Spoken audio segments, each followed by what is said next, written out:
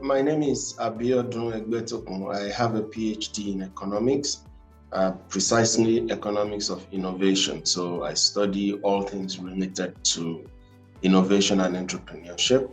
I'm presently Deputy Director of Research at the National Center for Technology Management in Nigeria.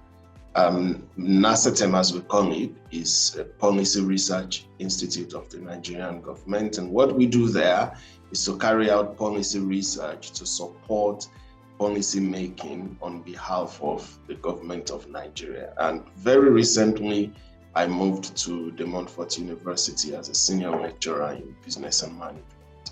It's a pleasure to be here with you.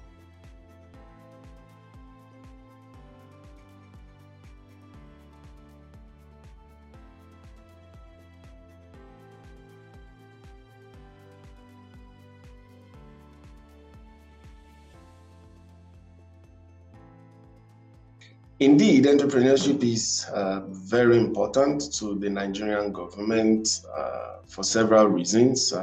One can highlight the fact that many young people consider becoming an entrepreneur when they grow up. And you would also realize very quickly, if you look at any data source, that Nigeria has a very huge population of young people, the vast majority of whom are unemployed.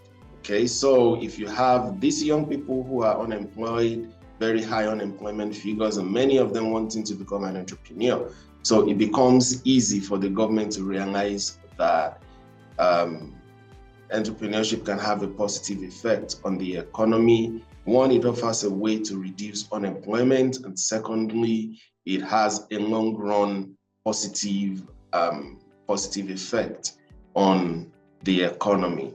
So in 2006, the Nigerian government mandated the introduction of a compulsory entrepreneurship course in universities. The goal of this policy was to improve the quality of entrepreneurship, and the way to do this was to provide the students with a better foundation. Now, on one hand, this would directly benefit the students because they would gain a better understanding and an improved skill set. And on the other hand, the economy of Nigeria would benefit in the long run from more skilled and higher quality entrepreneurship. So a win-win situation, one could say. However, when we evaluated the impact of this policy measure, we found some surprising results.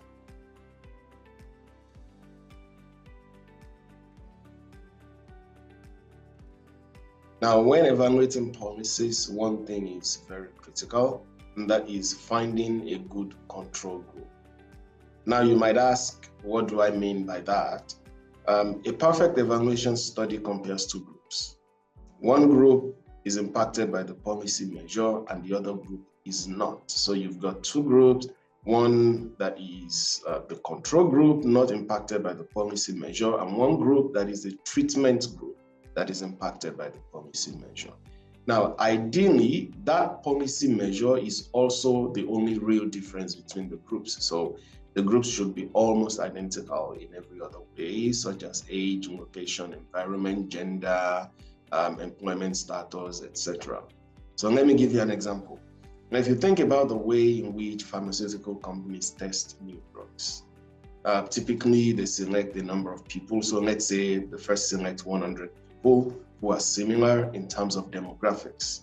They then randomly assign half of them to group A and half to group B. Now, the new drug is administered to the participants in group A. Participants in group B also will take a pill, but what they take is a fake version, so not the drug, so to say. We call these the placebo, right? So because the participants themselves don't know which pill they are taking, we have a perfect comparison. So we can observe the actual effect of the treatment in group A, the real effect in group A, and we can compare it with the placebo effect that occurs in group B, better known as our control group. Okay, so this perfect comparison is what we try to find or simulate as closely as possible when we do policy evaluations.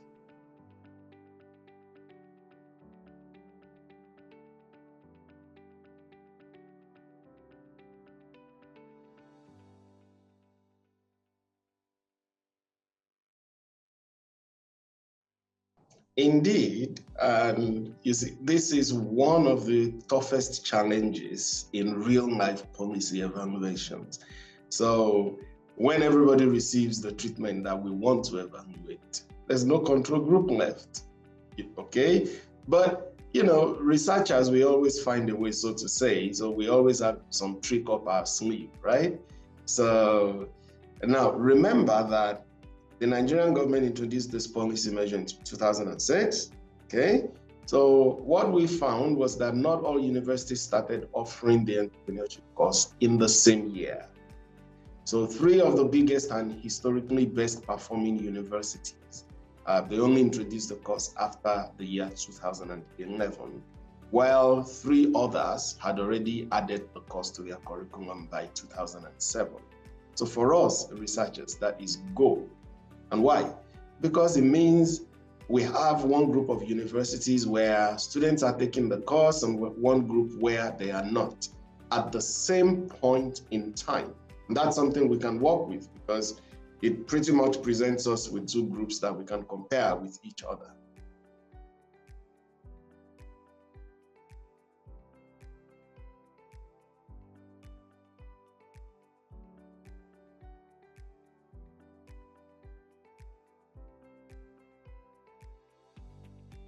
Exactly.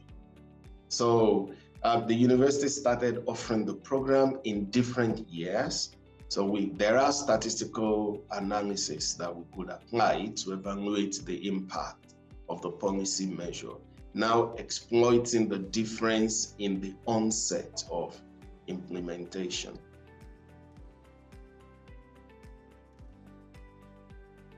All right, so our results are very interesting. First of all, we found that compulsory education increased entrepreneurial interest, or in simpler terms, students that took this compulsory course, they became more interested in pursuing a career as an entrepreneur than students who did not take the course, okay? And this is very good on its own because it was the whole idea of the policy. Here's where it gets more interesting. We also determined that for students who are already interested in becoming an entrepreneur, that is before they took the course, they already had some level of interest in entrepreneurship. The course wasn't that useful. They didn't necessarily become more interested after taking the course. So what does this mean in practical terms? It demonstrates that the compulsory entrepreneurship course in Nigeria stimulated new interest in entrepreneurship among the students, but at the same time, it shows that that stimulation only occurs among students who were not already interested in entrepreneurship before they took the course. For students who were already considering a career as an entrepreneur, the course did not help to increase interest among them. Okay.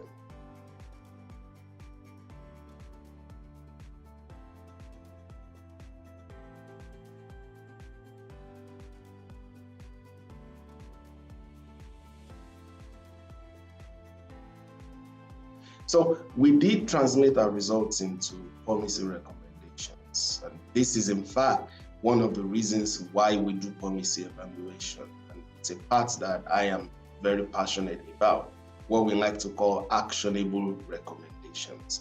So this is why we do these evaluations, to provide information to policymakers, which they can then take to design more effective policies. So indeed, taking action is the crucial last step of policy evaluation.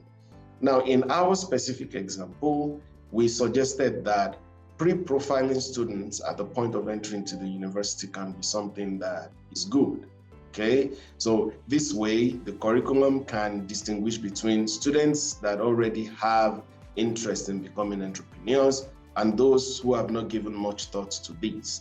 So by making that distinction early on, even before the students take the course or commence their studies, both groups can be provided with entrepreneurship education that is more tailored to their respective needs. So we call these adaptive entrepreneurship education curriculum, which responds to the need of each group on the basis of what they actually need.